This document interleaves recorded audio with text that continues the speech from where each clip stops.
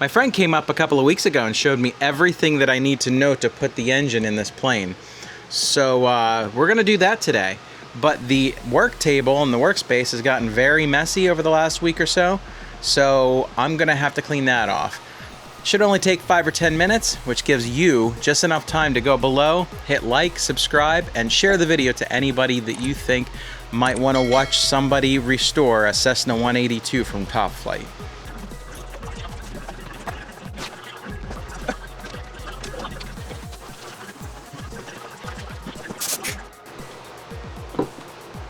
Okay, we got the plane. Here's the engine mounts, the engine, a gas tank, and all the relevant little bits for that. And I printed out the installation instructions so we can refer to those.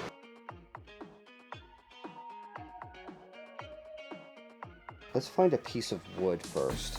What we're gonna do is we're gonna put it across it. It doesn't have to be perfect. Anything out of your scrap bin will work. So what we're gonna do is we just want it to go off to the side about yogi far. All right, so we went ahead and cut it down to a smaller chunk there. We could drill a hole in it, but it's fine because all we're doing is we're going flat against the hub. Square might work better because That'll work. this will hold, like it'll stay by itself, right? Mm-hmm. So with a square, you can just kind of do that. So what I'm going to do is I'm going to raise this up until it is at, I'm sorry, 6 3/16. Well, if you can get it, and if you can't get it, It might be better to go this way. There you go. The directions want me to put the engine on so that there are 6 3/16 inches between the bottom here and this surface right there. And while we're doing that, I have to be careful because there's a hidden key right here that could pop out and cause me all kinds of issues. So I want to make sure that that stays in here, just like that. Keys into this piece, if I can get it put back in properly, just like that. And then what we're gonna do to make this easier on ourselves, we're going to put a block of wood right there. So that represents where the propeller would sit. And we want the distance between here and the back of the engine mounts to be 6 3/16 of an inch. He was showing me how to do this on the work table, but I'm wondering if it wouldn't be easier to mount it in the engine mount, and then I can move it up and down until we get the proper measurement. I'm gonna try that first.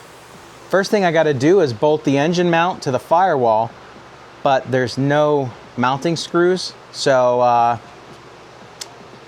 let's go to the extras box and see if I can't find any.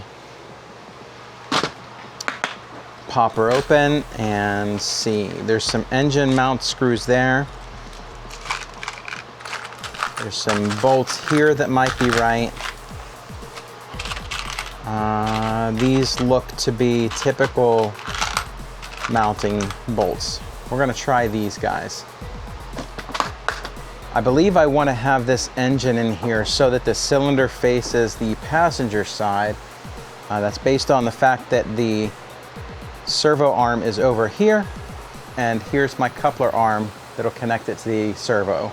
So that means that I'm going to want to mount my engine mounts just like that.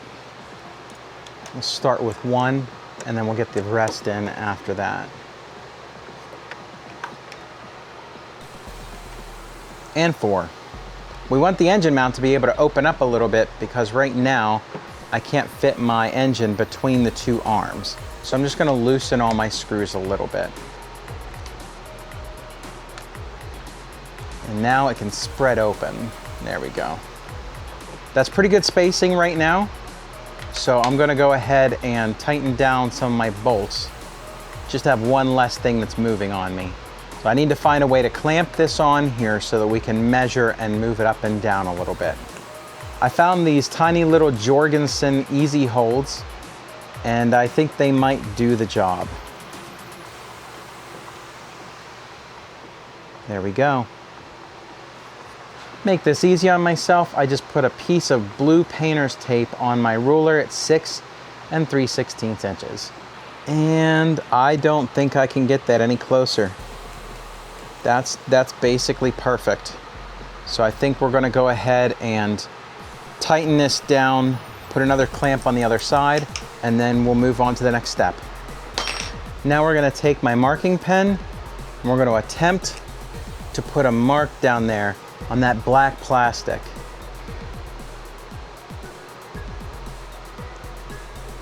And the marking pen is not long enough. So I've got an awl here that I use in woodworking.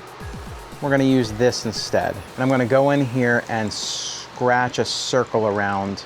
And hopefully we'll be able to see that when we remove the engine. 1, 2, 3, and 4.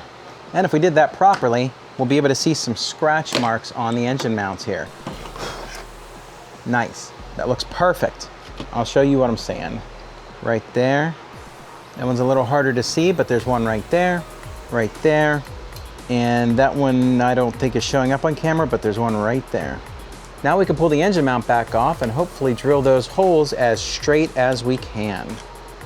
I know what you're thinking, but I don't have this size of bit for my drill.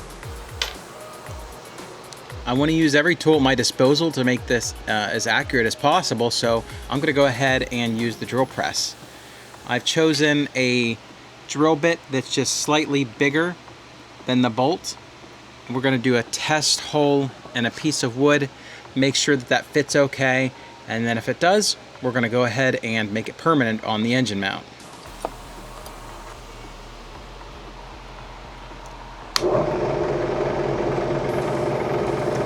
Looks good to me. It falls in without threading, and it comes right back out. It could actually be a little bigger, and that would give us a little wiggle room to move the engine slightly forward or slightly back.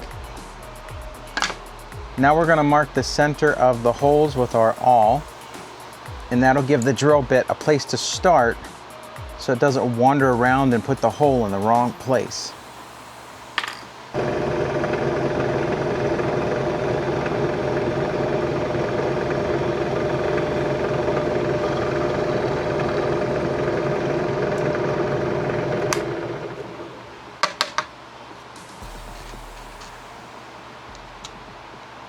And there we go.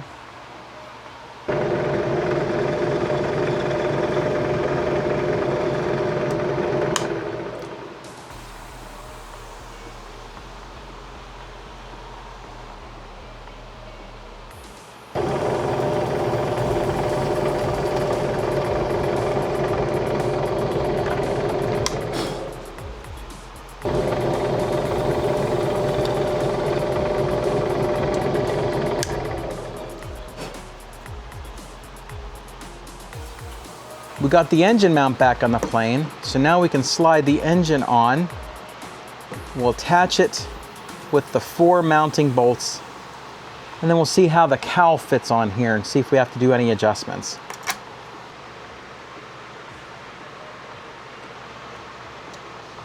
And that's the last one.